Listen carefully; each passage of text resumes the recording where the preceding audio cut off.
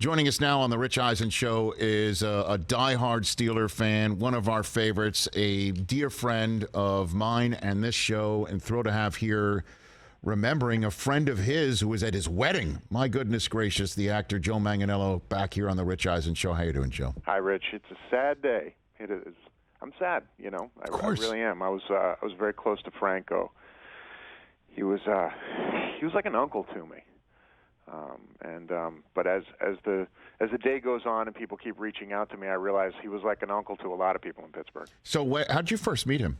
Boy, you know, I'm always active in Pittsburgh, and have always considered that my home. Gosh,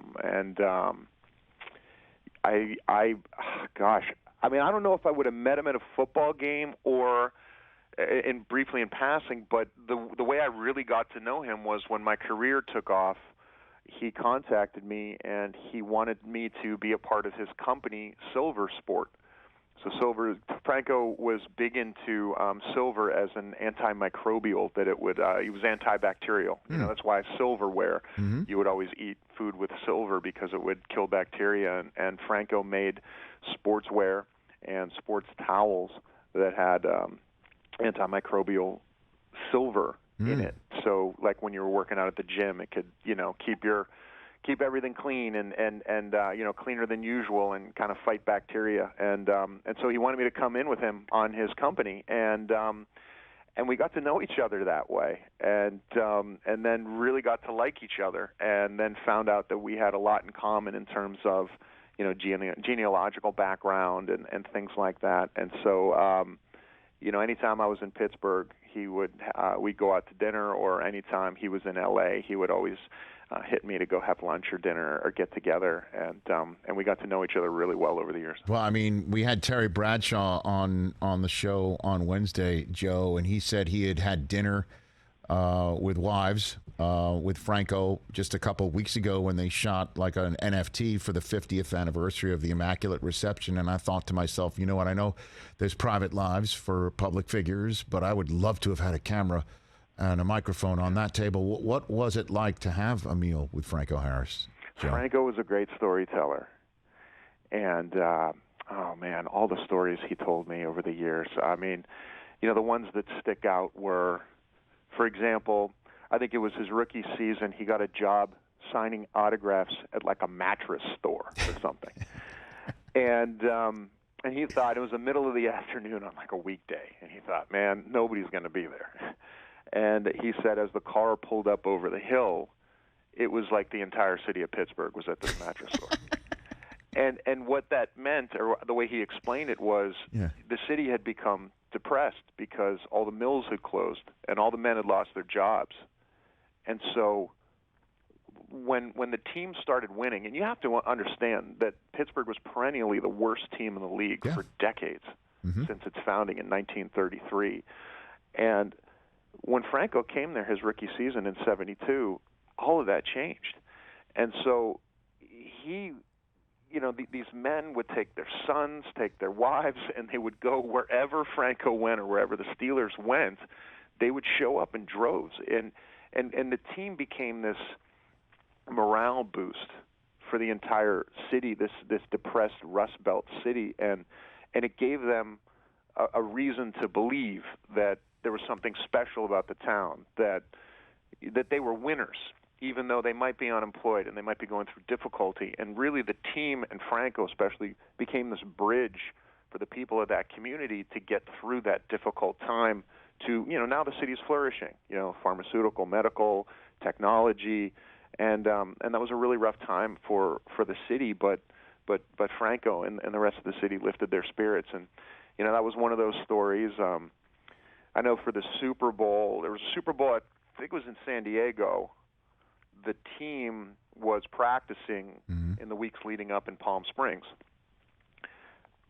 Frank Sinatra happened to be in Palm Springs at the time vacationing. And, of course, Frank, you know, great Italian-American. Franco, great Italian-American. You know, Franco's Italian Army. Frank Sinatra wanted to meet Franco.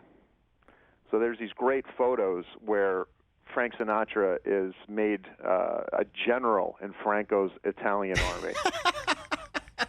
taken in Palm Springs while they were practicing for that Super Bowl. So, there was stuff like that. A great story that, Franco's mother, she wasn't like a big football fan. Mm-hmm. She was from the old country, from Italy. And, she didn't make it to the Raiders playoff game in '72. And so where she lived in New Jersey, she had all the friends over and family, and they were all in the living room watching the game. And, she was in the kitchen cooking. She wasn't really watching the game, but she noticed that towards the end of the Raiders game, everybody was sad because we were going to lose.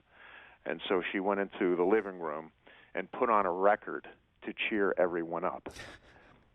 And that record was Ave Maria. Fantastic.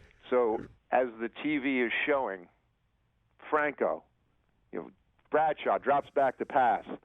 Bang, Franco catches it out of thin air, runs it in for the touchdown. Ave Maria is playing in the living room. For the Immaculate Reception. The Immaculate Reception. So for me, whenever I see those clips, Ave Maria starts playing in my mind.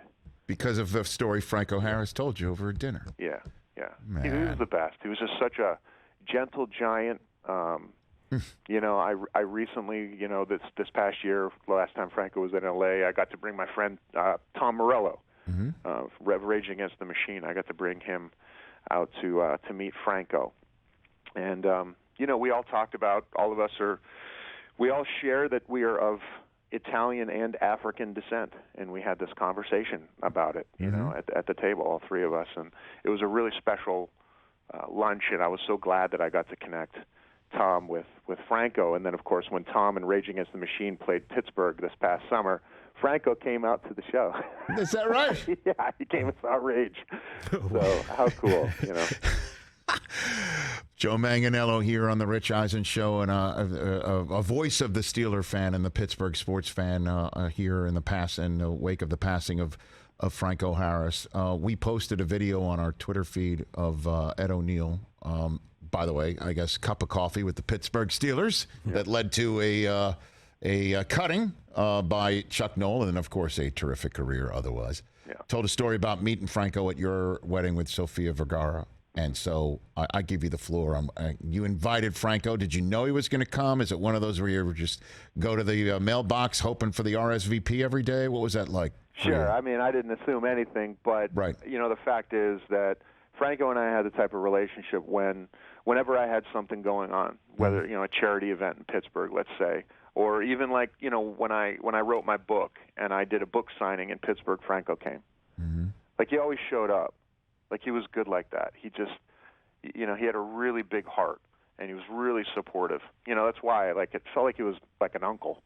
Anytime I had anything going on back home, he'd show up, and and so for the wedding, of course, sent the invite, and so Franco came, and what's funny is that, and I say this only to illustrate that Franco was in good company at our wedding. Mm-hmm. Both sides there were just, it was, It was a star gala affair. Yes. And there, out of everyone there, I think the one person that people were the most starstruck by was Franco Harris. I mean, you're talking, Arnold and Channing and Reese, and you go down the line, and it's Franco. Oh my God, that's Franco Harris! Everybody couldn't believe it. And Ed ONeill, same thing. Ed the whole night had seen Franco there and was nervous to go up to say hi to Franco. I love it. And of course somebody, I think one of Franco's associates who came to the wedding, a guy named Thomas Davis, who rest in peace. He ran Franco's sports apparel. He ran Silver Sport for Franco, and he was also a good friend. And he came over and said, "Hey, my friend over there wants to say hi to you." And Ed looked over, and it was Franco. And he couldn't believe it. It comes Franco, because a lot of people don't know that Ed ONeill was in Steelers training camp in '69 with Joe Green.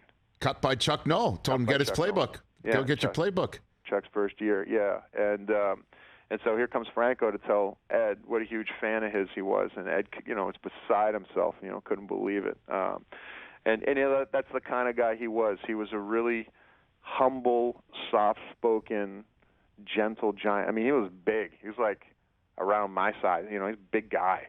even like, as he aged, I mean, he really kept like, his physique. Like he was kind of an imposing guy, and he moved really well, into his, old age. And but yeah, so he came over and said hi to Ed, and Ed just like couldn't believe it. And there were so many other people at the wedding that I got that same story from. I think, Reese Witherspoon's husband, Jim Toth, an agent, Pittsburgh guy, same thing. It was like, oh my God, like it's Franco. Go over there. It's Franco Harris. Yeah. I love that. And then of course now on Saturday night when when they're going to retire his number and he's not going to be there. I mean, there's not going to be a dry eye in the house. There's not going to be a dry eye in the house. No, I've been getting a lot of, I'm on a Pittsburgh text thread with all my buddies from high school and elementary school, and we all stay in touch that way and watch games together. And when I go back home, I see them all. And, there's a lot of, like, moving tributes and pictures and things like that. And, it sounds like it's a really sad day in Pittsburgh. And, it's one of those things, when you reached out, I wanted to talk to you, and I wanted to speak just because to say how much he meant to Pittsburgh and how much he meant to me and my friends and the generation above, the generation below. And this will be a celebration of him this weekend. And I think everybody's really going to feel like he'll be there. And, so it's going to be a really special day. We had a caller in Las Vegas on Wednesday's show who said he knew, Franco personally and texted him just the night before he passed, and he was in tears. He was in tears just recounting his friendship with Franco, but what he meant to the city. And so I'll give you that, last word here, Joe Manganiello, is where does Franco rank in terms of all-time Pittsburgh greats? I mean, and we all know how high up he ranks since his statue of him grabbing the Immaculate Reception ball welcomed visitors into the Pittsburgh airport for half a century. But I'll give you the floor on that. What do you got? Man, today Pittsburgh lost an uncle. They lost a family member. A Penn State great who then came and stayed home and played for the Steelers and wound up retiring there. He was a hero. He turned the franchise around. He almost single-handedly. He became this figurehead of the morale for the city, and he brought people together.